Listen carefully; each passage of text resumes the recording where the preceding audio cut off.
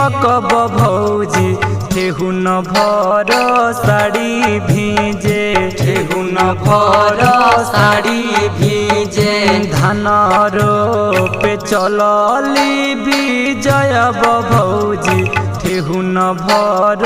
साड़ी भीजे ठेहुन भर साड़ी भीजे भिजता तो साड़ी न कर भिजे देरे जहे असो धान रोपे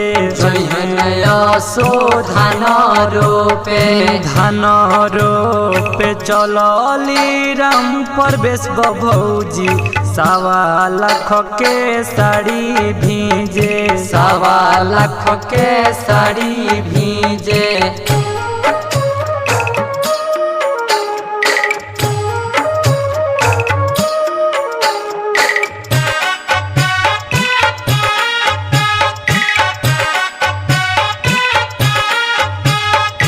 धान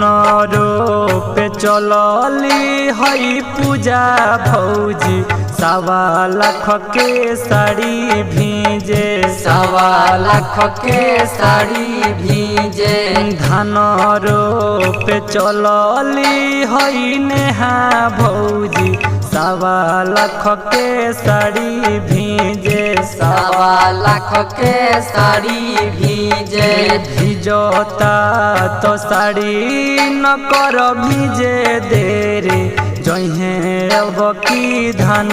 रोपे जहन अब की धान रोपे धान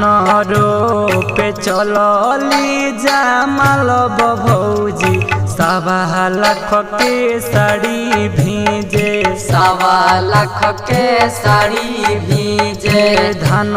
रोपे चलली पटेल भौजी 1.25 लाख के साड़ी भीजे 1.25 लाख के साड़ी भीजे भिजता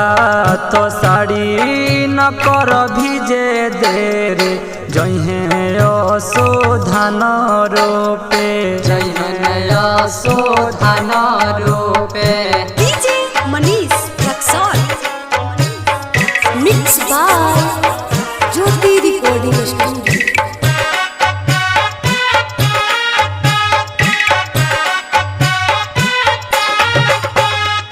विकास बेजोर कहे बतिया के चलू यार रोपनी देखे चलू यार रोपनी देखे धान रोपे चलली चंदन भौजी 1.25 लाख के साड़ी भीजे 1.25 लाख के साड़ी भीजे भिजता तो साड़ी न कर भिजे देरे जहे अब की धान रोपे जहन अब की धान रोपे धान